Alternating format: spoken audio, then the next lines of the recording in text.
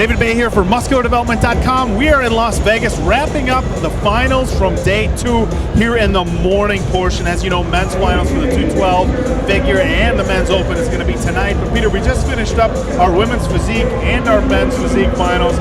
We saw 2 repeat championships, both defending their titles from last year. Pretty fair calls, I think, in both divisions. Yeah, I mean, Julia Olakani, you know, this is her second title. She fully deserved it. She downsized, but she still kept all that muscle shape and development.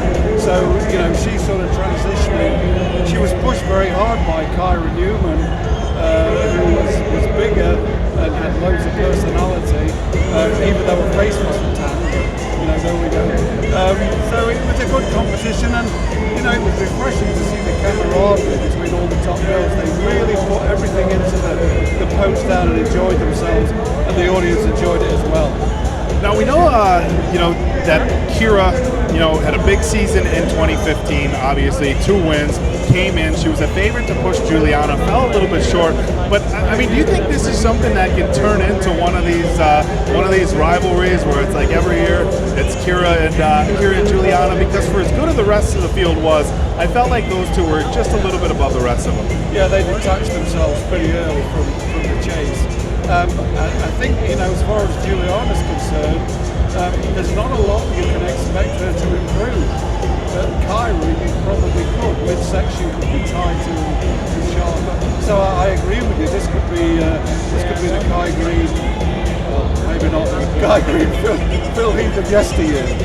Yeah, and as far as the top 5, I mean, we've seen Tyson Copay before, but 2 other surprises in the top 5, Danny Reardon and Autumn Swanson. Now, Danny Reardon, we talk about, like, I know it sounds cliche, but we talk about like an it factor in the sport. Somebody who just has a pop. They're magnetic. They draw fans in, and I really think Danny can be one of those competitors here for the IFBB.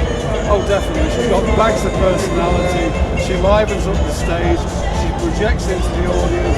You know, she was the littlest girl up there, and I really loved the moment when she hit her most muscular. That sort of brought the house down.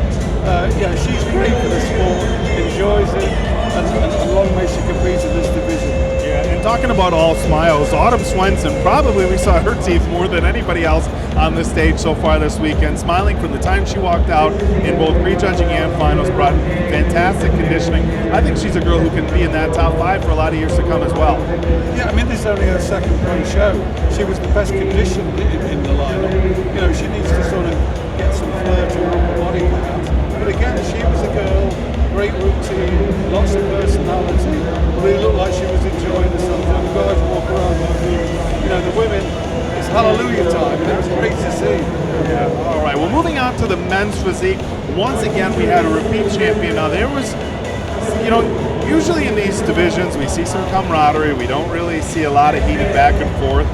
It was no secret that there was some back and forth, I don't want to say arguments or trash talking, but it was made public, and I think it's real that Jeremy and Sadiq weren't necessarily big fans of each other. They were elbowing a little bit on stage, kind of jockeying for position. Neither of them really wanted to move. Did you see it as a close race for 1 and 2? Well, you know, the whole thing with men's physique, we're reaching the point now where a lot of these guys are getting very muscular, a lot more than they were 2 years ago when the division was finished. Sadiq in particular was growing a lot. So I didn't know, you know, whether the line was going to be drawn at some point. It obviously wasn't with Sadiq, otherwise he would have been second. It seemed he had the momentum going in because of all the publicity and everything to win it. But Jeremy was crisp and tight and great shape. You're right, there's no love lost. You can tell that from the body language. Even when, you know, Jeremy won, his first thing was to hug Jason Foster. It was a little handshake to Sadiq. So that's good for the sport. Let's get some rivalries. Let's get some back and forth. Let's get some personalities going. It's good for the division. Well, I thought structurally that Jeremy is just a little bit ahead of Sadiq. His waist is absolutely tiny. He's got a full chest, broad shoulders, and you know, to say that he won that title because he worked harder than everybody else, I don't know that that's really the case. Not to take anything away from Jeremy. We all know he busts his butt in the gym, but at the end of the day, I think this is just structurally, Jeremy's just more genetically gifted than a lot of these guys. Yeah, definitely. He just has that look, and you know, even though he's a lot smaller than Sadiq and a lot of the other guys, he just took the eye, you know, with his shape and narrow waist. And, you know, what I've noticed about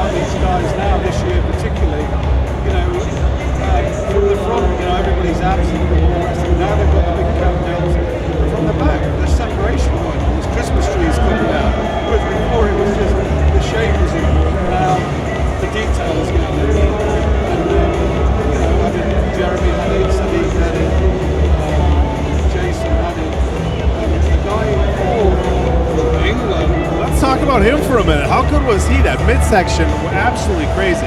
Yeah, Ryan Terry, I haven't seen him before, we haven't heard him, came up and heralded him, and kudos to the judges for looking him out. He had the best abs in the show.